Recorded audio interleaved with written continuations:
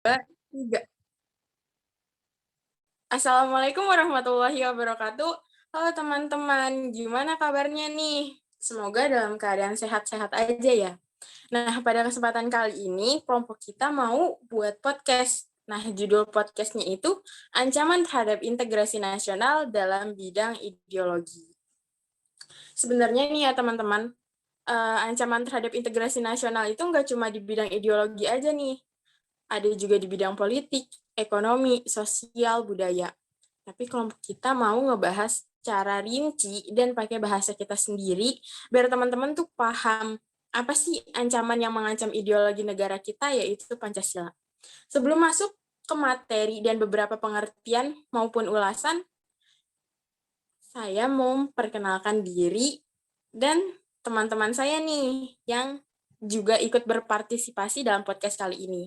Nggak mungkin dong saya bikin podcast sendiri, ngomong sendiri, flat banget gak sih? Nah, sebelumnya perkenalkan, nama saya Syura Fauzia, dan ketiga teman saya, yaitu yang pertama, ada yang cantik nih, asik. Namanya Erina Friska Tias Damayanti. Erin, boleh say hi dulu?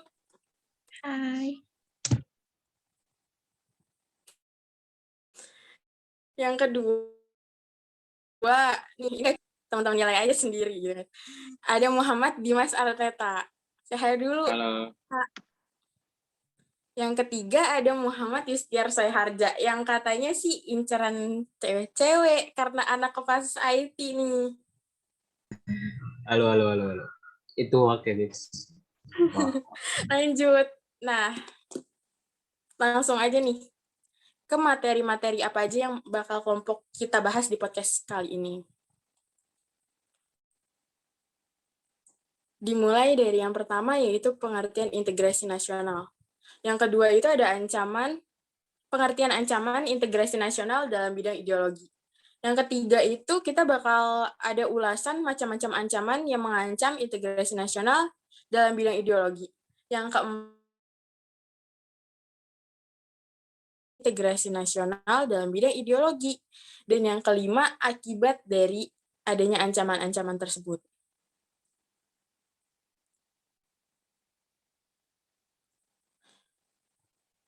Yang pertama itu pengertian integrasi nasional.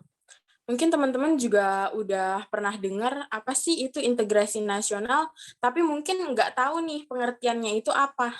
Nah, jadi pengertian dari integrasi nasional adalah upaya penyatuan berbagai perbedaan seperti kelompok budaya dan kelompok suku dalam suatu wilayah sehingga membentuk kesatuan. Yang kedua, kita mau bahas pengertian ancaman integrasi nasional dalam bidang ideologi. Jadi, ancaman integrasi nasional dalam bidang ideologi merupakan suatu ancaman yang dapat mempengaruhi pemikiran atau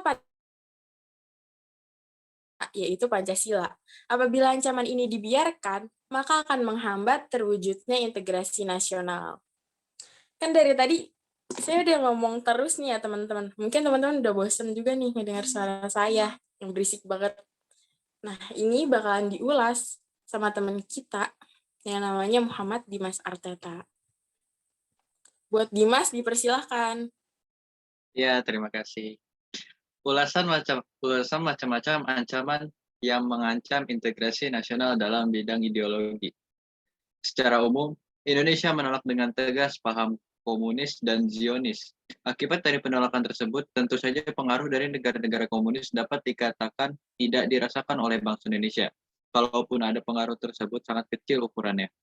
Akan tetapi, bukan berarti bangsa Indonesia terbebas dari pengaruh paham lainnya, misalnya pengaruh liberalisme. Saat ini, kehidupan masyarakat Indonesia cenderung mengarah pada kehidupan liberal yang menekan pada aspek kebebasan individual. Sebenarnya, liberalisme yang didukung oleh negara-negara barat tidak hanya mempengaruhi bangsa Indonesia, akan tetapi hampir semua negara di dunia. Hal tersebut merupakan sebagai akibat dari era globalisasi. Tadi kita udah dapat nih kata kuncinya, komunisme sama liberalisme. Pertama kita mau bahas komunisme dulu nih teman-teman, yang menjadi salah satu ancaman yang mengancam ideologi negara kita. Mungkin teman-teman juga pernah dengar apa itu komunisme, mungkin udah nggak asing lagi. Tapi teman-teman pasti tahu cuma secara singkatnya aja nih. Nggak tahu itu diatur dalam dilarang oleh pasal atau enggak, kan teman-teman nggak tahu. Nah, itu bakal kita bahas. Dan yang bahas juga itu adalah Muhammad Dimas Arteta. Komunisme merupakan adalah paham atau ideologi dalam bidang politik yang menganut ajaran Karl Marx dan Friedrich Engels yang hendak menghapuskan hak milik perseorangan dan menggantikannya dengan hak milik komunis adalah penganut paham komunisme, sedangkan mengomuniskan adalah membuat jadi komunis atau menjadikan komunis. Di Indonesia pernah terbentuk Partai Komunis Indonesia atau yang kita sebut sebagai PKI pada tahun 1924 yang bersifat non-kooperatif dan radikal. PKI banyak mendapat dukungan khususnya dari kaum buruh yang sedang menghadapi depresi ekonomi pada tahun 1923. Tokoh-tokoh komunis di Indonesia antara lain Semaun, Darsono, dan Musso. PKI sering melakukan pemberontakan terhadap pemerintah kolonial Hindia Belanda. Setelah kemerdekaan Republik Indonesia, terjadi pemberontakan oleh PKI pada 30 September 1965 yang disebut G30 SPKI. Peristiwa ini juga disebut sebagai Gestapo atau Gerakan September 30 atau Gestop. G30 SPKI adalah suatu upaya pengulingan pemerintah yang sah yang berkuasa di Indonesia. Pada saat itu, 7 perwira tinggi militer Indonesia beserta beberapa orang yang lain dibunuh. Komunisme secara tegas dilarang oleh pemerintah Indonesia melalui ketetapan MPRS nomor 25 tahun 1966 dan Undang-Undang nomor 27 tahun 1999.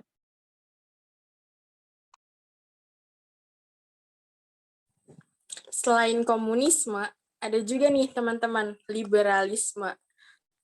Liberalisme juga mungkin teman-teman udah nggak asing lagi. Karena pas SMP bahkan itu sering dibahas itu liberalisme dan komunisme.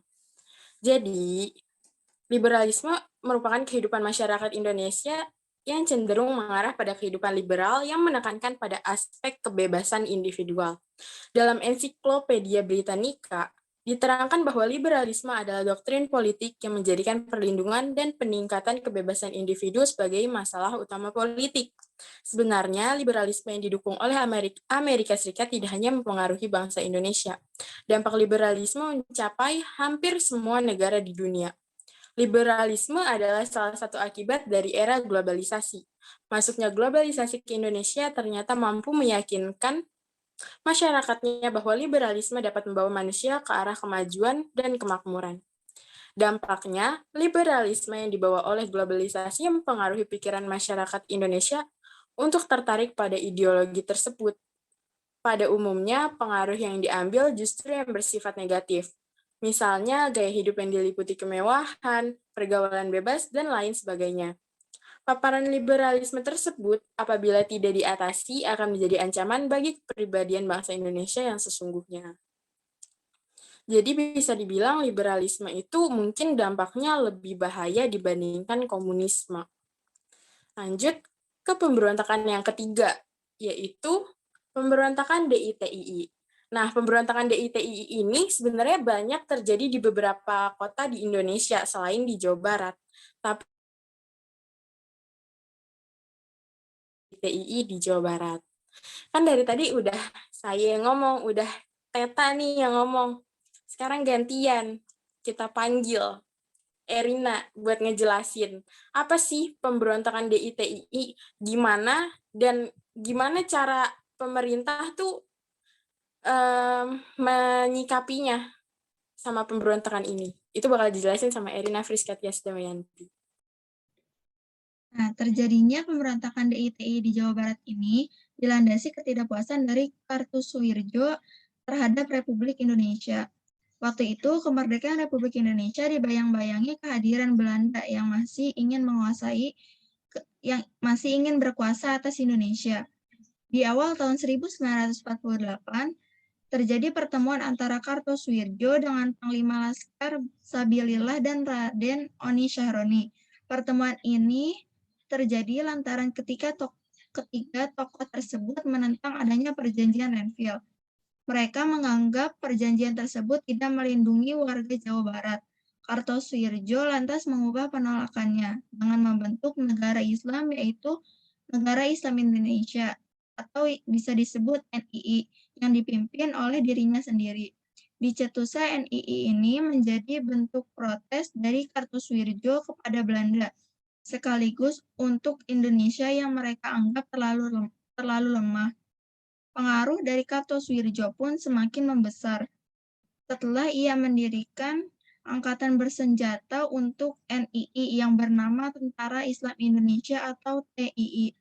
Tujuan dari dibentuknya TII sendiri adalah untuk memerangi pasukan TNI agar bisa memisahkan diri dari negara Indonesia. Pergerakan NII pun semakin berkembang berkat dukungan dari daerah-daerah lain yang juga merasa kecewa terhadap Indonesia. Hal ini menjadi awal terjadinya pemberontakan DITII, tidak hanya di Jawa Barat, tetapi juga merambat sampai ke daerah lainnya.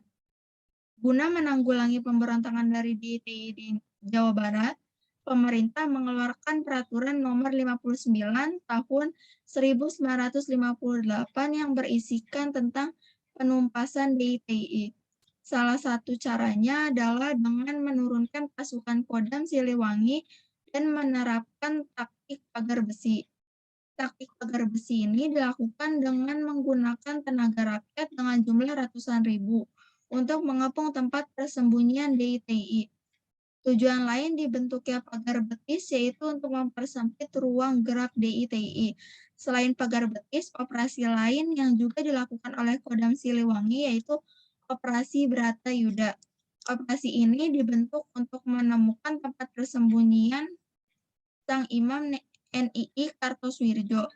Dengan melalui perjalanan panjang untuk mencari Kartosuwirjo, dirinya berhasil dibekuk hidup-hidup oleh Letda Suhanda, pemimpin Kompi C Batalion 328 Kujang II Siliwangi. Tertangkapnya Kartosuwirjo ini menjadi awal mula teratasinya pemberontakan DITII. Banyak dari mereka yang memutuskan untuk menyerah. Nah, tadi kan kita udah dengar nih penjelasan yang bahkan lengkap banget dari pemberontakan DITII yang udah dijelasin sama Erin. Sekarang kita mau bahas juga pemberontakan PKI di Madiun 1948.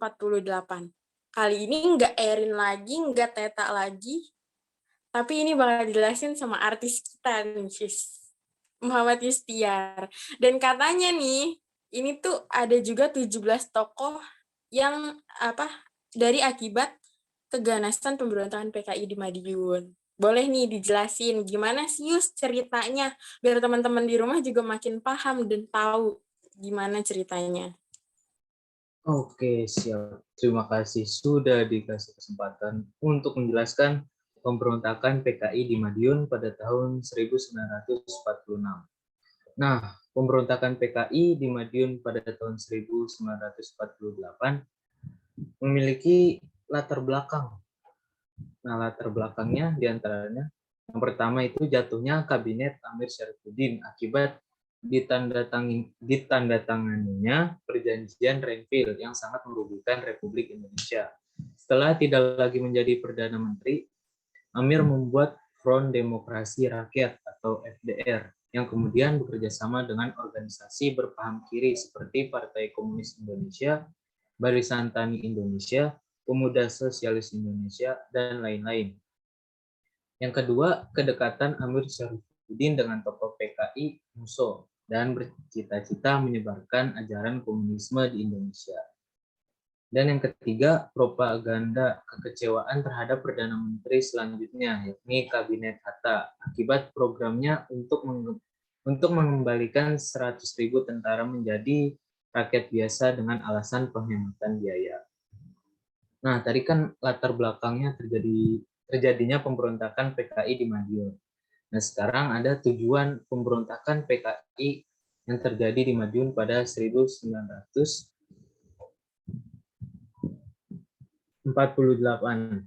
Yang pertama, membentuk negara Republik Indonesia Soviet.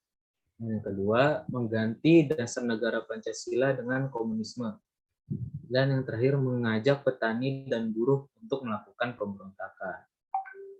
Nah, untuk mengatasi pemberontakan PKI di Madiun pada saat itu, pemerintah melakukan beberapa cara untuk mengakhiri pemberontakan.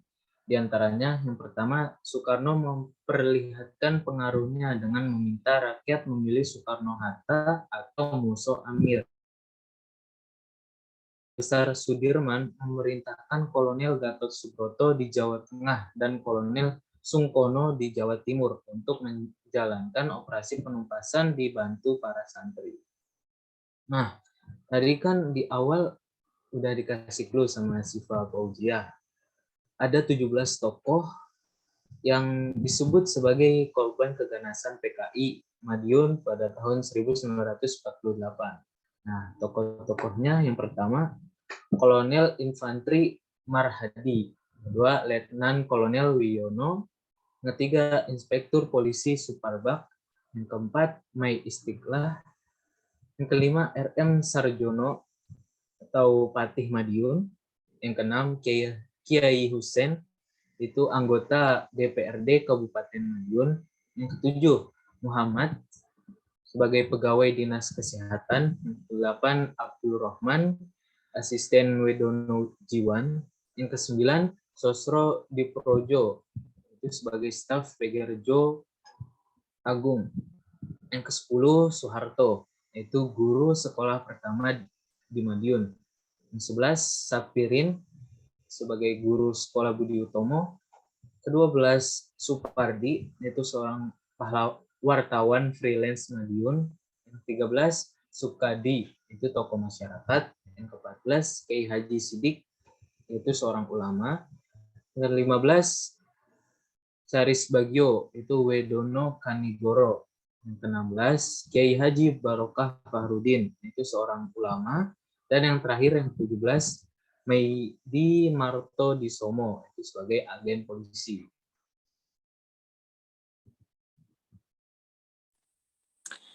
Nah, habis dari Madiun, kita langsung terbang lagi nih teman-teman ke Aceh. Karena yang akan kita bahas kali ini yaitu Gerakan Aceh Merdeka atau GAM. Katanya sih ini materi udah klop banget nih sama Eta. Katanya dia yang mau ngejelasin nih teman-teman. Gimana sih munculnya Gerakan Aceh Merdeka tuh? Boleh Teta dijelasin biar teman-teman yang di rumah ngedengerin juga makin paham. Ya, baik. Gerakan Aceh Merdeka atau yang disebut GAM merupakan suatu organisasi separatis yang pernah ada di Indonesia yang memiliki tujuan untuk memisahkan Aceh dari Negara Kesatuan Republik Indonesia atau NKRI. Konflik tersebut dipicu oleh adanya perbedaan keinginan antara pemerintah Republik Indonesia dan Gerakan Aceh Merdeka, sehingga para aktivis GAM ingin memisahkan diri dari NKRI.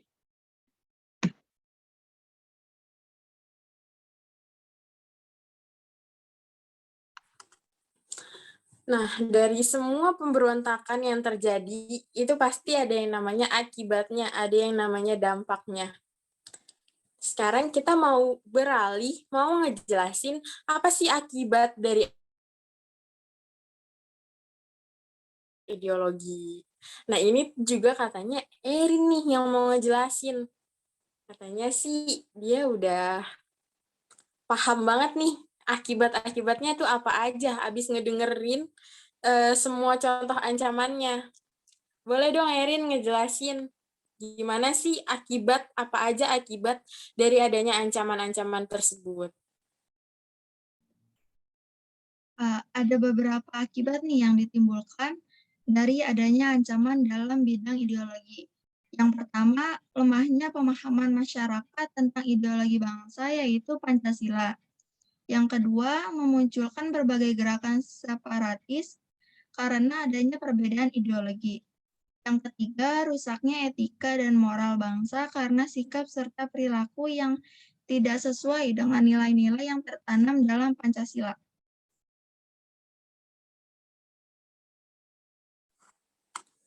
Nah, kita udah mau closing nih sebenarnya teman-teman. Materi yang kita sampaikan di podcast kali ini tuh udah habis sebenarnya teman-teman. Cuma closing kita nggak mungkin biasa aja, nggak mungkin cuma salam doang. Itu biasa banget, nggak berkesan gitu. Kayak ya udah, pasti podcastnya dilupain. Kayak ya udah, podcastnya cuma salam doang. Gitu. Nah, karena tadi udah dijelasin tuh semuanya secara rinci, detail, kelompok kita mau kasih beberapa pesan moralnya. Biar teman-teman tuh bisa ngeresapin ke otak, masuk ke hati. Asik.